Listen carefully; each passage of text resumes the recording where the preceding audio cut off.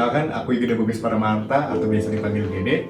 Aku dari Hubungan Internasional dengan NIM 2012-521037. Jadi di sini aku akan jelasin tentang apa sih itu etika penelitian dan juga tentang plagiarisme. Jadi sebelum kita kemana-mana dulu, aku akan jelasin dulu tentang etika penelitian. Tapi sebelum kita membahas etika penelitian, kita harus tahu apa sih etika itu sendiri. Nah, pada dasarnya etika adalah bagaimana kita berperilaku di sosialita dengan baik dan benar.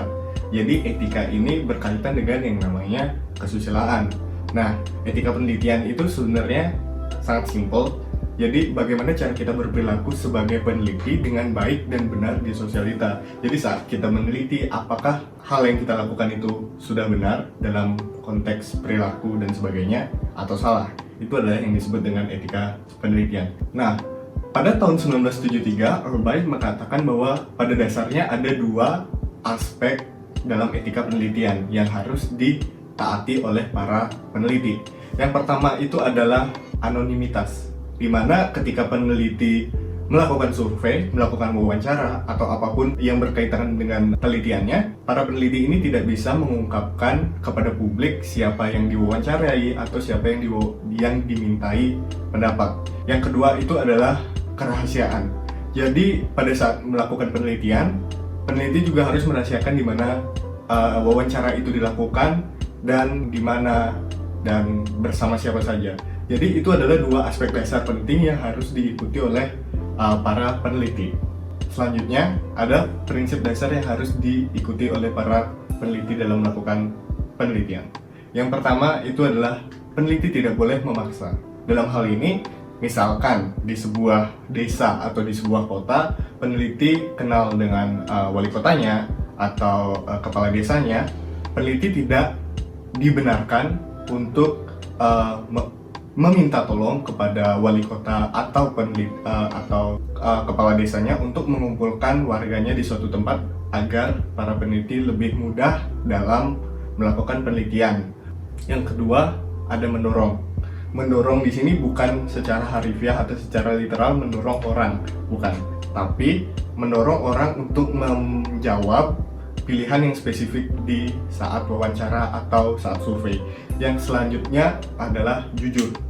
Peneliti dalam melakukan surveinya tidak boleh memanipulasi data dan memalsukannya data kepada publik.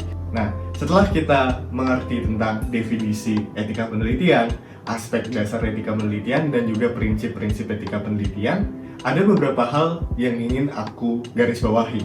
Jadi, pada dasarnya, melakukan penelitian bukanlah hal yang simple. Dalam meneliti ada beberapa hal, khususnya hal moralitas yang harus kita jaga. Dan juga kita sebagai peneliti juga harus menjaga martabat seseorang yang kita teliti dan juga orang-orang yang terkandung di dalamnya. Nah, untuk materi yang kedua, aku akan jelasin tentang apa sih itu plagiarisme. Jadi pada dasarnya plagiarisme adalah bagaimana seorang peneliti atau penulis menjiplak atau bahasa kerennya copy paste karya orang lain tanpa menyantumkan sumber. Nah, di sini akan muncul pertanyaan, bagaimana jika aku copy paste menjiplak karya orang tapi mencantumkan sumber? Tetap aja itu namanya plagiarisme.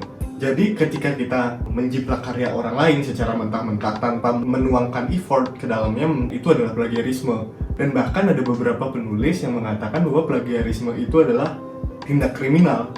Mengapa? Karena kita secara tidak langsung mencuri ide dan karya orang lain tanpa seizinnya.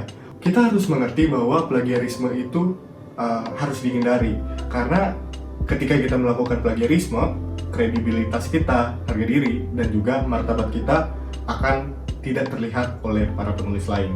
Masuk lagi ke dalam etika penelitian, kita sebagai peneliti dan juga para penulis harus menghormati di mana kita mengambil sumber tersebut.